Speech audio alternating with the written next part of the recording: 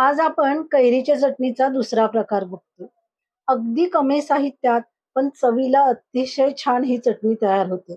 चला तर मग वेळ न दवडता व्हिडिओला सुरुवात करूया. इथं मी एक कैरी घेतलेली आहे.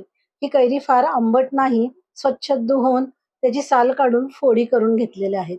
सोबतच कैरीच्या 1/3 कांदा घेतलेला आहे. कांद्याचं प्रमाण थोडंसं यामध्ये कमी ठेवायचं.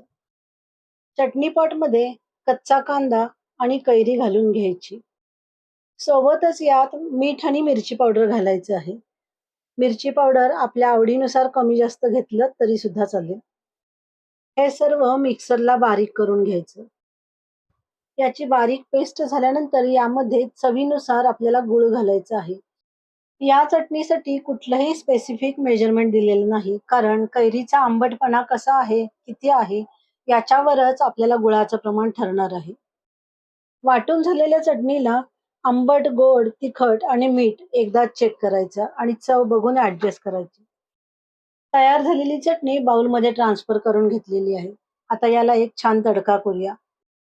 तडका पॅनमध्ये चमचाभर तेल घातलेलं आहे आणि त्यामध्ये मोहरी, उडीद डाळ घातली आहे. मोहरी आणि उडीद डाळ अजिबात करपू द्यायचं नाही. इथं मी गॅस लगेचच बंद केलेला आहे आणि त्यामध्ये हिंग घालून घेतलाय. सोबतच कढीपत्ता घातलेला आहे आणि आपल्याला व्यवस्थित हे हलवून त्यामध्ये थोडीशी हळद नंतर घातलेली शेवटी, कारण हळद करपू नये. तयार झालेला तडका चटणीवर घालून घ्यायचा आहे. अशी सुरेख रंगाची आणि अप्रतिम चवीची कैरीची चटणी तयार आहे. ही चटणी भाकरी, चपाती, भात, ब्रेड बरोबर अप्रतिम लागते. सो नक्की एकदा करून बघा. परत लवकरच भेटूया अशाच एका हमखास रेसिपी सोबत. तोपर्यंत धन्यवाद.